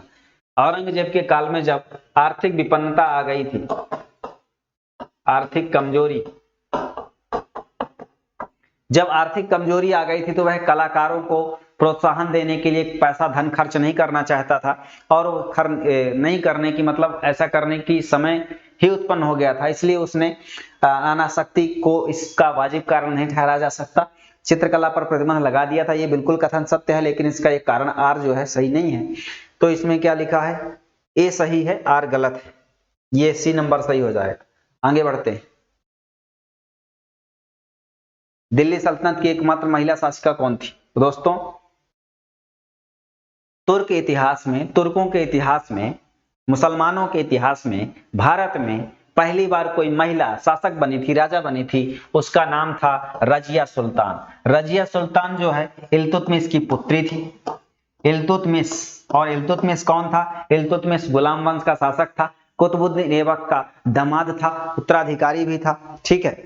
और ये जो इल्तुतमिश की पुत्री थी रजिया सुल्तान, इसके जो भाई थे अयोग्य थे, ये राजा बनने लायक नहीं थे, ठीक है। तो उनकी अयोग्यता का लाभ उठाकर रजिया सुल्तान ने राजा यानी शासक बन गई, और इसका शासनकाल लगभग 1236 से 40 ईस्वी तक रहा। बाद में तुर्क अमीर इससे नाराज हो गए, क्योंकि इसने जिससे इसका जो है स्त्री होना और एक इसका मलिक इसका एक जो जिससे इसके शादी हुई थी, उसके साथ इसका प्रेम संबंध इसके राज्य को हथिया बैठा। तुर्क अमीर इससे नाराज हो गए और गैर तुर्कों को इसने महत्व देना शुरू कर दिया। तो बाद में इसकी हत्या भी कर दी गई थी 1240 के आसपास कैथल के पास। तो रजिया सुल्तान पहली शासिका थी, ध्यान रखेंगे। और यह पुरुषों की वेशभूषा में राज दरबार पर आती थी। 45 नंबर में पढ़ते हैं। हाँ, ये बहुत अच्छा क्वेश्चन है और यहाँ से प्रश्न बन सकते हैं। प्रश्न पूछा गया है, सुमेलित करना है बुद्ध जीवन के संबंधित। भगवान बुद्ध, महात्मा बुद्ध, गौतम बुद्ध, इनके जन्म से संबंधित कुछ प्रतीक चिन्ह बातें हैं, उनको हमें मिलान करना है। जन्म कहाँ हुआ था? जन्म हुआ था लुम्बिनी में। लुम्बिनी कहाँ है? कपिलवस्तु में। कपिलवस्तु कहाँ है? नेपाल, वर्तमान में नेपाल में, पहले भारत का हिस्सा था। तो लुम्बिनी में इनका जन्म हुआ था, ठीक है, 483 बीसी में। तो 483 बीसी में इनका जन्म हुआ था लुम्बिनी, नेपाल में। और ज्ञान की प्राप्ति कहाँ हुई? तो ज्ञान की प्राप्ति बोध गया में हुई थी। बोध गया कहाँ है? गया में है, ठीक है। और ये जो है फल्गु नदी के किनारे है, वहां आप जाएंगे कभी, बोध गया यानी गया में, पटना में, बिहार में, वहां बोध गया नामक स्थल है, जहां पीपल वृक्ष के नीचे इनको ज्ञान की प्राप्ति हुई कहा जाता है। प्रथम प्रवचन इन्होंने दिया था, प्रथम प्रवचन जो है दिया था सारनाथ में। सारनाथ में दिया था। सारनाथ कहाँ? वाराणसी में। वहीं सम्राट अशोक ने अशोक स्तंभ की रचना करी थी। वही अशोक स्तंभ को हमारे सिक्कों में, नोट में भारत के राज्य चिन्ह के रूप में दिखाया गया है, ठीक है। सारनाथ में इन्होंने सबसे पहले अपने प्रथम 5 शिष्यों को उपदेश दिया था, जिसको धर्म चक्र प्रवर्तन कहा गया है। क्या कहा गया है? धर्म चक्र प्रवर्तन। निधन इनका कब हुआ था? कुशीनगर, देवरिया, उत्तर प्रदेश में हुआ था। कुशीनगर कहाँ है? देवरिया जिले में, उत्तर प्रदेश में। और इनका जो है 563 बीसी में निधन हो गया, 80 साल की उम्र में हो गया था, ठीक है। तो इस तरीके से इनका जो मिलान है, पहले का तीसरा, दूसरे का दूसरा, तीसरे का पहला और चौथे का चौथा, सी नंबर हो जाएगा, ठीक। आगे बढ़ते हैं। नालंदा विश्वविद्यालय के संस्थापक कौन थे? दोस्तों, नालंदा एक यूनिवर्सिटी है और भारत की सबसे प्राचीनतम महान विश्वविद्यालयों में से इसको गिना जाता है। और इसी नालंदा विश्वविद्यालय में वेनसांग ने अध्ययन किया था। वेनसांग मतलब चीनी यात्री वेनसांग, ठीक है। तो इस यूनिवर्सिटी के संस्थापक जो थे उनका नाम था कुमारगुप्त। कौन था वो? कुमारगुप्त। नालंदा विश्वविद्यालय के संस्थापक कौन थे? कुमारगुप्त। और इन्होंने नालंदा विश्वविद्यालय की स्थापना करी थी, ठीक है, इस बात को ध्यान रखिएगा। कुमारगुप्त गुप्त शासक थे, इन्होंने नालंदा विश्वविद्यालय की स्थापना करी। नालंदा विश्वविद्यालय कहाँ है? बिहार में है। वर्तमान में इसको पुरातत्व विभाग के अंतर्गत संरक्षण प्राप्त है। और ये प्राचीन समय में जब कुमारगुप्त द्वारा स्थापित किया गया था, यहाँ विश्व के लोग आते थे और पूरी दुनिया के लोग यहाँ बौद्ध धर्म के अध्ययन के लिए आते थे, ठीक है। और यहाँ जो है वेनसांग जो है यहाँ पढ़ा था, पढ़ाई किया था, ठीक है। और यहाँ से बौद्ध धर्म के ग्रंथों को इकट्ठा करके ले गया था चीन, ठीक। तो इस तरीके से जो भारत में और भारत के बाहर बौद्ध धर्म की ख्याति बढ़ी। भारत में उतना लोग बौद्ध धर्म प्रचलन नहीं है जितना चाइना में है, जापान में है, म्यांमार में है, थाईलैंड में है, अन्य बहुत सारे देशों में है, ठीक। तो कुमारगुप्त इसकी स्थापना करते हैं बिहार में। आगे बढ़ते हैं। सर्वाधिक स्वर्ण मुद्राएं किसने जारी की? तो इसके बारे में हमने पुराने प्रश्न में अच्छे से डिस्कशन कर लिया था। सबसे ज्यादा स्वर्ण मुद्रा, सोने की मुद्रा जारी करने वाले शासक थे गुप्त शासक। लेकिन पूछा जाए सर्वाधिक शुद्ध स्वर्ण मुद्रा किसने जारी की, उसका आंसर हो जाएगा कुषाण शासकों ने, ठीक है। आगे बढ़ते हैं। निम्न में से कौन सा स्थल प्रागैतिहासिक चित्रकला के लिए फेमस है? तो दोस्तों, इसमें से जो प्रागैतिहासिक चित्रकला के लिए फेमस है, प्रागैतिहासिक काल ऐसा काल को कहा जाता है जिस काल में लेखन का प्रचलन हो गया लेकिन हम उसको पढ़ नहीं सके, उसको कहते हैं प्रागैतिहासिक काल, ठीक। तो उस समय का जो एक चित्र है भीमबेटका। भीमबेटका मध्य प्रदेश में है और ये मध्य प्रदेश में कहाँ है? रायसेन जिले में है। रायसेन जिले में स्थित है। 2003 में इसको यूनेस्को की विश्व धरोहर सूची में भी शामिल कर दिया गया है और यूनेस्को की विश्व धरोहर सूची में इसको शामिल कर दिया गया है। भारत मध्य प्रदेश के धरोहर स्थलों में इसको शामिल किया गया है। भीमबेटका रायसेन जिले में स्थित है, मध्य प्रदेश में, भोपाल के पास में, ठीक है। और इसका नाम पुराण से भी जोड़ा जाता है पौराणिक रूप से। जैसे जो राजा भीम थे, पांडव वंश के शासक, पांडव वंश के समूह में से एक थे, वो जिस शिला पर बैठकर पहरेदारी किया करते थे जब पांडवों का अज्ञातवास था, उस समय का स्थान को इसको भीमबेटका से जोड़ दिया गया, ठीक। और यहाँ जो है चित्रकला 500-600 यहाँ की गुफाएं प्राप्त हुई हैं भीमबेटका से, जहाँ आदि मानव के द्वारा इनमें चित्र बना दिए गए हैं, पुराने समय के लोगों द्वारा कलाकारी की गई है, रंगीन रूप से की गई है। तो इसका आंसर हो जाएगा भीमबेटका। चलिए आगे बढ़ते हैं नेक्स्ट प्रश्न में। भारत में पहला विदेशी आक्रमण किसने किया था? दोस्तों, भारत में पहला विदेशी आक्रमण करने वाला जो व्यक्ति है वो है समूह जो है उसका नाम है पारसी। ठीक, पारसी मतलब फारस, और उसका नाम था पहला डेरियस प्रथम। डेरियस प्रथम। तो भारत में पहला आक्रमण करने वाला विदेशी व्यक्ति था डेरियस प्रथम, फारस का था, फारस का शासक था डेरियस प्रथम, उसको पारसी या फारसी कहेंगे। तो पहला इसका आंसर हो जाएगा फारसी। ठीक है, चलिए आगे बढ़ते हैं। इसका समय था लगभग 400-500 ईस्वी। ठीक है, अकबर ने अपने दरबार में संगीतज्ञ के रूप में किसे नियुक्त किया था? तो दोस्तों अकबर मुगल सम्राट था, ठीक, और बड़ा ही एक धार्मिक सहिष्णु शासक था, इसीलिए अकबर महान की उपाधि इसको जाना जाता है, अकबर महान। ठीक, बहुत सारे काम किए थे जो धर्म सहिष्णुता के रूप में जाना जाता है। दरबारी संगीतज्ञ के रूप में किसकी नियुक्ति किया था? तो मियां तानसेन। मियां तानसेन का वास्तविक नाम रामतनु पांडे या तन्ना मिश्र था। पहले ये रीवा के राजा रामचंद्र के दरबार में रहते थे। वहां इसने अपने राजदूत जलाल खान को भेजा और बोला कि उस संगीतज्ञ को मुगल दरबार में लाओ। मुगल दरबार में ले जाया गया, तानसेन नाम उनका दिया अकबर ने, और इस तानसेन ने मियां की मल्हार, मियां की टोड़ी, ठीक है, बहुत सारे रागों का आविष्कार किया तानसेन ने। कहा जाता है कि ये जो दीपक राग गाते समय इनकी मृत्यु हो गई थी। ठीक है, कहा जाता था ये जब गाते थे तो जो दीपक जल रखे रहते थे वो जल उठते थे दीपक राग गाते समय। तो इस तरीके से मियां तानसेन बहुत अच्छे संगीतज्ञ हुए। तानसेन समारोह ग्वालियर में होता है। इनके गुरु हरिदास थे, मोहम्मद गौस थे। मोहम्मद गौस का मकबरा, तानसेन का मकबरा ग्वालियर में ही स्थित है। ठीक है, तो चलिए तानसेन के बारे में जो हमने बात जानी, तो तानसेन को कंठाभरण वाणी विलास की उपाधि भी अकबर ने दी थी, और तानसेन अकबर के 9 रत्नों में से एक प्रमुख विद्वान थे। ये भी ध्यान रखिएगा दोस्तों, हम बहुत सारी बातों को बहुत जल्दी बोल देते हैं। हमारे पास समय की भी एक लिमिट है, 100 प्रश्न हमें कम समय में करना है, जिसको आप बहुत तन्मयता से देख रहे हो, आपका समय भी ज्यादा ना जाया जाए, इसीलिए 100 क्वेश्चनों को आप कम से कम समय में रिवाइज भी कर लें, सुन भी लें, समझ भी लें, यही हमारा प्रयास है। और इसको आप बार बार देख सकते हैं, जहां आपको भूले उसको आप दोबारा रीलोड करके या रिसर्च करके इसको सुन सकते हैं। चलिए आगे बढ़ते हैं।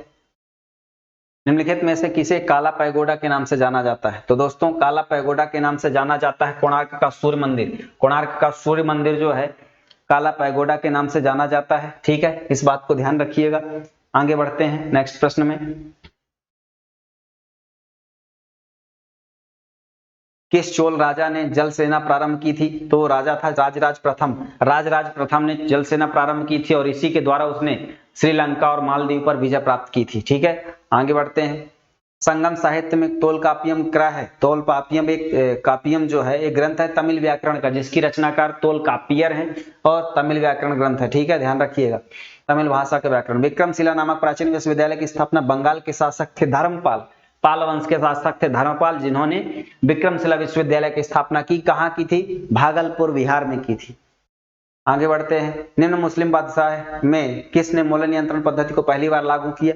मूल्य नियंत्रण पद्धति मतलब ज्यादा से ज्यादा मूल्य में ना बेचना, कम से कम मूल्य पर बेचना, यानी जबरदस्ती मूल्य ना बढ़ाना, ठीक, भ्रष्टाचार ना करना। इसके अलाउद्दीन खिलजी ने मूल्य नियंत्रण प्रणाली लागू की और फरमान जारी कर दिया, जो कोई भी व्यक्ति कीमत से ज्यादा कीमत वसूलेगा और वजन से कम वजन का सामान देगा, उसका उतने ही वजन का मांस काट लिया जाएगा। तो अलाउद्दीन खिलजी। अब इसमें से प्रमुख जोड़ियां हैं। दास प्रथा पर रोक 1562 में अकबर ने लगाई। तीर्थ यात्रा पर कर की समाप्ति की 1563 में अकबर ने। जजिया कर की समाप्ति की 1564 में अकबर ने। सती प्रथा पर रोक लगाई 1565 में अकबर ने। ये उसी की कहानियां हैं, अकबर के योगदान की चर्चा, इसीलिए अकबर को श्रेष्ठ शासक माना गया है। मनसबदारी प्रणाली किससे थी? मनसबदारी, मनसब एक पद या रैंक था, पद था, जो सेना और नागरिक प्रशासनिक मामलों दोनों से रिलेटेड था। सी नंबर हो जाएगा दोनों। दीन इलाही बनाने का मूल उद्देश्य क्या था? तो दीन इलाही धर्म सहिष्णु शासक अकबर द्वारा प्रारंभ किया गया था, इसलिए उसका उद्देश्य था विश्व बंधु, तो सभी को एक रूप में जानना, सभी एक हैं, इसकी मंशा थी। किस शासक ने सबसे पहले जजिया कर समाप्त किया? जैनुल आब्दीन कश्मीर के शासक थे जैनुल आब्दीन, उन्होंने सबसे पहले जजिया कर समाप्त किया था। बाद में मुगल शासकों में अगर पूछे तो अकबर ने समाप्त किया था। आगे बढ़ते हैं।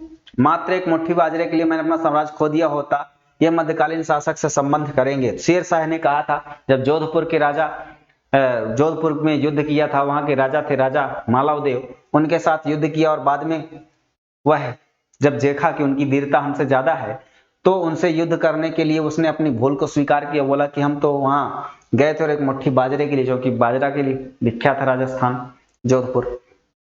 तो शेरशाह का एक कथन था, उस राजा से लड़ने में उसके पसीने छूट गए थे। ठीक, शेरशाह का कथन है। आगे बढ़ते हैं।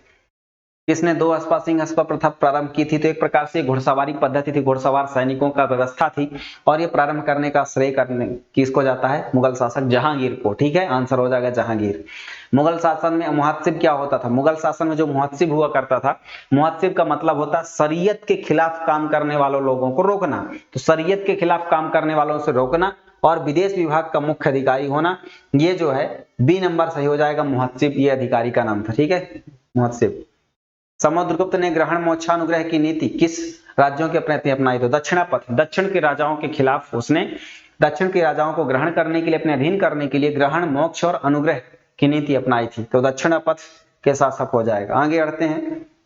दिल्ली में साम्राज्य की नींव किस लड़ाई के परिणाम स्वरूप लड़ाई लड़ी थी? तो पानीपत की जो पहली लड़ाई थी 1526 में, 21 अप्रैल 1526 को लड़ाई लड़ी गई थी, पानीपत की पहली लड़ाई इब्राहिम लोदी और बाबर के बीच। बाबर विजयी हुआ, मुगल सत्ता स्थापित हुई, दिल्ली सल्तनत समाप्त हुई।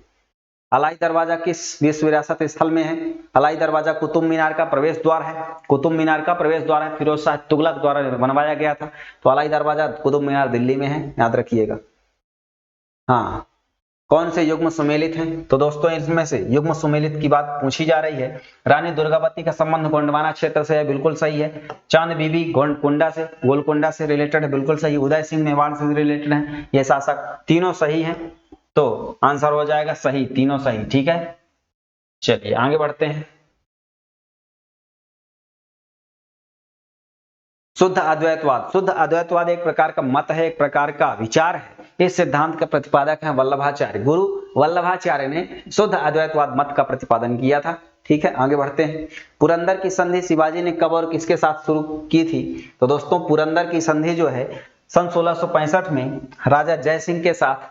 जय सिंह कौन था? मुगल शासकों की तरफ से दीवान था, और उसके साथ इन्होंने संधि की थी, पुरंदर की संधि जून 1665, जिसमें शिवाजी ने अपने 23 किले मुगलों को दे दिए थे, और बाद में ये औरंगजेब से मिलने जब जाते हैं दिल्ली में, तो उनको आगरा में, तो आगरा के किले में जयपुर भवन में इनको कैद कर लिया जाता है धोखे के साथ शिवाजी को। ठीक है, आंसर। आगे बढ़ते हैं। शिवाजी का उत्तराधिकारी कौन था? शिवाजी के पुत्र थे संभाजी, वही उनके उत्तराधिकारी थे संभाजी। आगे बढ़ते हैं। ब्लैक होल एपिसोड में संबंधित इस सारी जानकारी एक अंग्रेज द्वारा एक तरफा हिसाब से पाई गई, उस अंग्रेज का नाम था हॉलवेल, जॉन हॉलवेल। सी नंबर सही हो जाएगा।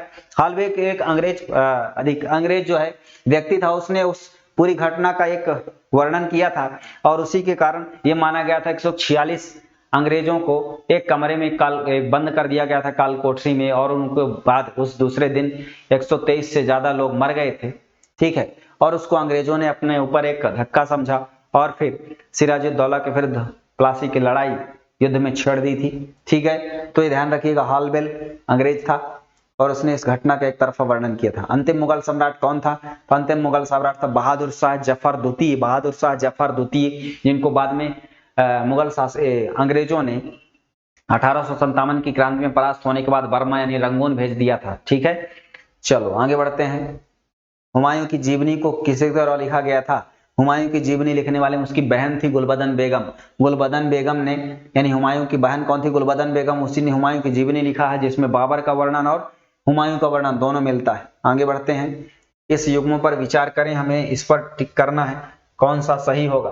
तो अतारकिन दरवाजा, कुतुबुद्दीन ऐबक, हौज सुल्तानी, इल्तुतमिश, कौन सा पूछ रहा है कि कौन से युग्म सुमेलित हैं? सही सुमेलित है।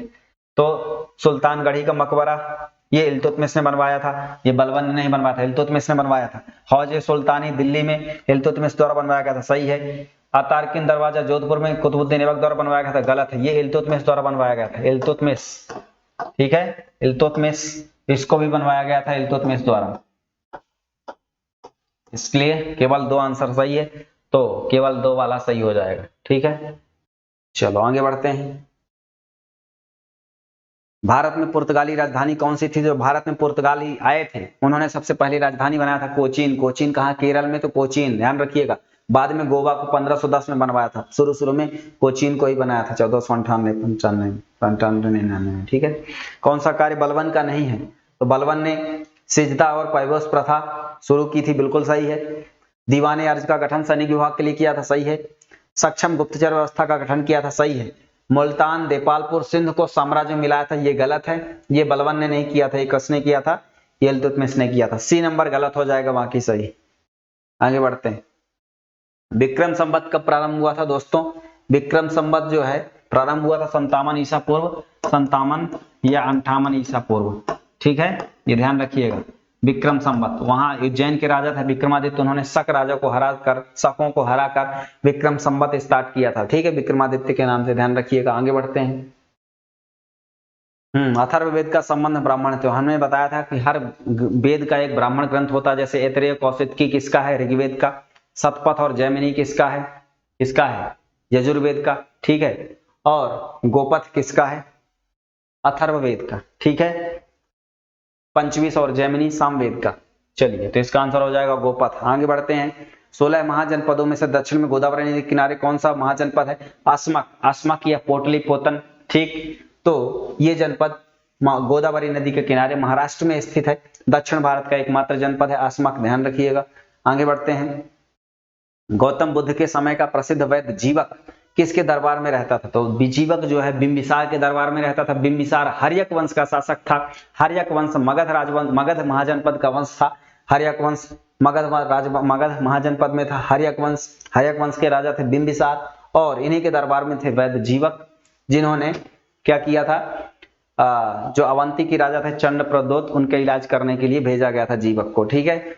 आगे बढ़ते हैं। मौर्य वंश का अंतिम शासक कौन था? तो इसकी हमने विस्तार से बात की पिछले प्रश्न में कि मौर्य वंश के राजा थे बृहद्रथ, और बृहद्रथ अंतिम राजा थे जिनकी हत्या करके पुष्यमित्र शुंग ने क्या कर दिया था? शुंग वंश की स्थापना की थी। आगे बढ़ते हैं। गुप्त साम्राज्य का अंतिम राजा कौन था? दोस्तों गुप्त साम्राज्य का अंतिम जो शासक था वो था विष्णुगुप्त, ठीक है। कौन सा था वो? विष्णुगुप्त है, ठीक है। आगे बढ़ते हैं। निम्नलिखित शासकों में से कौन सा मालवा से संबंधित है? तो मालवा में कौन कौन से शासकों ने शासन किया था ये बताना है। तो इसका आंसर हो जाएगा होशंग शाह, महमूद खिलजी, और महमूद द्वितीय ने मेदिनी राय को भी अपना दरबान बनाया था, ठीक, हेल्प के लिए। और बाज बहादुर लास्ट स्वतंत्र शासक था। जफर खान दिल्ली का शासक था, इससे मतलब नहीं है। तो आंसर हो जाएगा कौन कौन से रिलेटेड थे? तो 1 3 4 5, 1 3 4 5 डी नंबर हो जाएगा। आगे बढ़ते हैं। हर्ष ने किस विश्वविद्यालय को विशेष संरक्षण प्रदान किया? तो दोस्तों हर्ष ने जो विश्वविद्यालय है, वो विश्वविद्यालय जिसको विशेष संरक्षण प्रदान किया वो है नालंदा विश्वविद्यालय। नालंदा विश्वविद्यालय को कई गांव दान में दिए थे, ठीक है, ध्यान रखिएगा, नालंदा विश्वविद्यालय। आगे बढ़ते हैं। तराइन का युद्ध पृथ्वीराज चौहान और किसके बीच लड़ा गया था? तो तराइन का जो युद्ध था पृथ्वीराज चौहान और मोहम्मद गौरी के बीच लड़ा गया था, ठीक है, मोहम्मद गौरी के बीच लड़ा गया था। और ये जो तराइन की लड़ाई हुई थी ये पहली लड़ाई हुई थी, दूसरी और तीसरी में चंदावर की लड़ाई हुई थी। चंदावर युद्ध, पहला युद्ध हुआ था 1191 में, दूसरा 1192 में, और तीसरा हुआ चंदावर में 1194 में। पहले में मोहम्मद गौरी हार गया, दूसरे में मोहम्मद गौरी जीत गया, और तीसरा जो चंदावर का युद्ध हुआ था जिसमें जयचंद ने मदद की थी मोहम्मद गौरी को। बाद में चंदावर के युद्ध में जयचंद को ही हरा दिया मोहम्मद गौरी ने, और फिर देश में मुस्लिम सत्ता की स्थापना का मार्ग प्रशस्त हो गया। तो आंसर हो जाएगा मोहम्मद गौरी, ठीक है। आगे बढ़ते हैं नेक्स्ट प्रश्न में। निम्नलिखित युग्मों पर विचार करें, और इनमें से पूछा गया है कि विदेशी यात्री निकोलो डी कोंटी विजयनगर का प्रथम विदेशी यात्री था, सही है। अब्दुल रज्जाक विजयनगर की किलेबंदी का उल्लेख किया, सही है। बारबोस कृष्णदेवराय के व्यक्तित्व का वर्णन किया है। डोमिंगो पायस आवास व्यवसाय के आधार पर निर्मित होने का उल्लेख किया है। विजयनगर साम्राज्य के बारे में इन लेखकों ने यह वर्णन किया है, इसको बताया गया है। तो पूछा गया है कि कौन सा युग्म सम्मिलित हैं? सही सुमेलित हैं, चारों सही हैं, ठीक है। आगे बढ़ते हैं। लॉर्ड वेलेस्ली ने पेशवाओं के साथ कौन सी संधि की थी? बसीन की संधि की थी, पेशवाओं के साथ बसीन की संधि, ठीक है। आगे बढ़ते हैं। चोल साम्राज्य के संदर्भ में कथन को बताएं। तो दोस्तों इनमें से जो पहला कथन है नाडु प्रशासन की सबसे छोटी इकाई थी, ये गलत है, क्योंकि नाडु जो है बड़ी इकाई थी। ठीक, ग्रामीण क्षेत्रों में स्वशासन की व्यवस्था थी, सही है। तो केवल शासन सही कौन सा है, तो केवल 2 सही है। ठीक, आगे बढ़ते हैं। एलोरा में कैलाश मंदिर का निर्माण किसने करा था? कृष्ण प्रथम। कृष्ण प्रथम राष्ट्रकूट शासक था और इसने एलोरा में कैलाशनाथ मंदिर यानी भगवान शिव को समर्पित मंदिर का निर्माण कराया है। आगे बढ़ते हैं।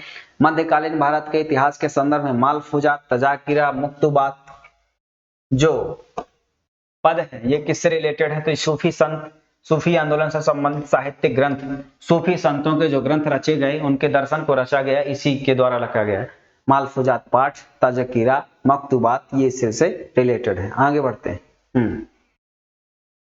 मूलतः चचनामा किस भाषा में? चचनामा जो है सिंध प्रांत का इतिहास लिखा गया है, अरबी भाषा में लिखा गया है। अली अहमद इसके रचयिता है, ध्यान रखिएगा, अरबी भाषा में। आगे बढ़ते हैं। मध्य एशिया के किस शासक ने 1192 में उत्तर भारत को जीता था? तो उत्तर भारत को जीतने वाला जो शासक था मध्य एशिया का 1192 में तराइन की द्वितीय लड़ाई में मोहम्मद गौरी था। ठीक है, मोहम्मद गौरी। आगे बढ़ते हैं। भारत की सांस्कृतिक परंपराओं के संदर्भ में पंडवानी, छकरी, अम्मा नईवारी किससे रिलेटेड है? तो ये क्षेत्रीय संगीत है। क्या है ये क्षेत्रीय संगीत है, छत्तीसगढ़ से रिलेटेड है, ध्यान रखिएगा, क्षेत्रीय संगीत। आगे बढ़ते हैं नेक्स्ट प्रश्न में। भारत के दार्शनिक विचारों के इतिहासकार के संदर्भ में इन कथनों पर विचार करें। तो कौन सा कथन सही नहीं है, ये पूछा है। सांख्य दर्शन ने जीवन के भौतिकवादी अध्यात्मवादी दोनों के दृष्टिकोण को प्रतिपादित किया। वेदांत दर्शन मोक्ष प्राप्त करने के लिए स्वयं पर ज्ञान पर केंद्रित है। वैशेषिक दर्शन ने परमाणु सिद्धांत प्रतिपादित किया। ठीक, न्याय दर्शन के अनुसार तपस्या करने से ही मोक्ष की प्राप्ति होती है और वेदांतिक दर्शन मोक्ष प्राप्ति के लिए स्वयं के ज्ञान पर केंद्रित है, यह सही है। न्याय दर्शन तपस्या के करने से मोक्ष प्राप्ति होती है, ये गलत है। न्याय दर्शन तर्क पर और ज्ञान पर जोर देता है, इसका आंसर डी नंबर गलत हो जाएगा। आगे बढ़ते हैं। अलाउद्दीन खिलजी के आक्रमण के समय देवगिरी का शासक कौन था? राजा रामचंद्र देव थे। राजा रामचंद्र देव अलाउद्दीन खिलजी के आक्रमण के समय जो है देवगिरी के शासक थे। ठीक है, आगे बढ़ते हैं। भारत के सांस्कृतिक इतिहास के संदर्भ में प्रबंध से क्या तात्पर्य है? तो दोस्तों प्रबंध से संदर्भ में जो तात्पर्य है वो है यात्रियों के लिए राजत और विश्राम गृह, विष्णु की भक्ति के अलवार संतों द्वारा रचित गीत, संगम साहित्य के प्राचीन ग्रंथ, ऋषि जिन्होंने सामवेद की रचना की। इसका सही आंसर हो जाएगा भारत के सांस्कृतिक इतिहास के संदर्भ में जो प्रबंध है वो हो जाएगा विष्णु की भक्ति में अलवार संतों के द्वारा रचित गीत होंगे, या यात्रियों के द्वारा के लिए राजाओं द्वारा बनाए गए विश्राम गृह, ऋषि जिन्होंने सामवेद की रचना की, संगम साहित्य के प्राचीन ग्रंथ। संगम साहित्य के प्राचीन ग्रंथों को प्रबंध के रूप में जाना जाता है। ठीक है, प्रबंध काव्य आप सुने होंगे। ठीक है, आगे बढ़ते हैं। अजमेर स्थित 2.5 दिन का झोपड़ा पहले क्या था? तो अजमेर का जो 2.5 दिन का झोपड़ा संस्कृत विद्यालय था, बाद में अलाउद्दीन खिलजी ने वहां क्या बनवाया? 2.5 दिन का झोपड़ा मस्जिद बनवाया। ठीक, आगे बढ़ते हैं। नूरजहां का वास्तविक नाम मेहरुन्निसा था। नूरजहां का वास्तविक नाम मेहरुन्निसा था और इसका विवाह जो हुआ था अफगान सैनिक था अली कुली बेग या शेर अफगान, फिर उसकी मृत्यु हो गई। बाद में जहांगीर ने नूरजहां से विवाह किया। मेहरुन्निसा इसका वास्तविक नाम था, पुराना नाम। आगे बढ़ते हैं। कौन सा कथन सही नहीं है? दोस्तों इसमें से कथन पर विचार करना है। मौर्य काल के दौरान मथुरा और गांधार शैली का विकास हुआ, ये गलत है। मथुरा शैली को बुद्ध की पहली मूर्ति निर्माण करने का सम्मान प्राप्त है। बामियान में बुद्ध की मूर्ति श्रृंखला का सर्वोत्कृष्ट उदाहरण मिलता है। ठीक है, और बामियान में बुद्ध की मूर्ति गांधार कला का सर्वोत्कृष्ट उदाहरण है। ठीक,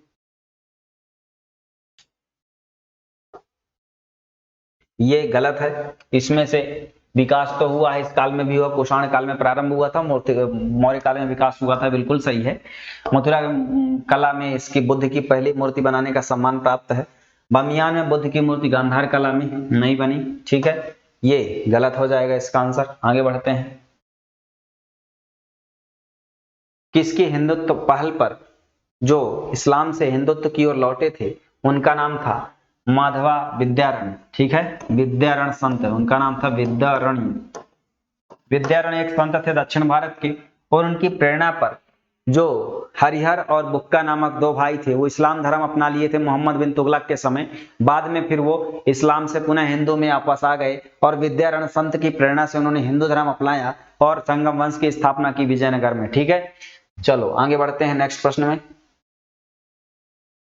सिकंदर के हमले के समय उत्तर भारत पर निम्नलिखित राजवंशों में किस एक का शासन था?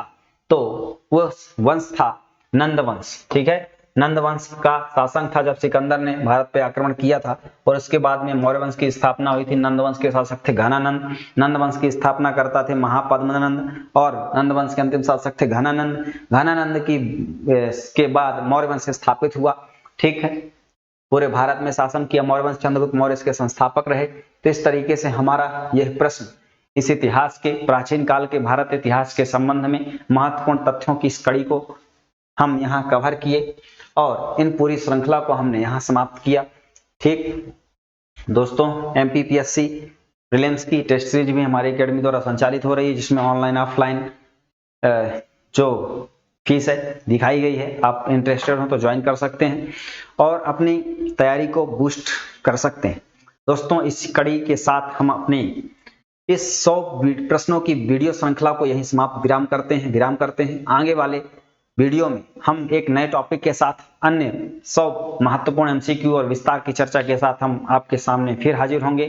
तब तक के लिए आप पढ़ते रहिए, बढ़ते रहिए, अपने तैयारी को बहुत आगे उच्चतम रूप देते रहिए। आपके कोई सुझाव हो, आपको कोई प्रश्न हो, कमेंट बॉक्स में जरूर दें। धन्यवाद। जय हिंद, जय भारत।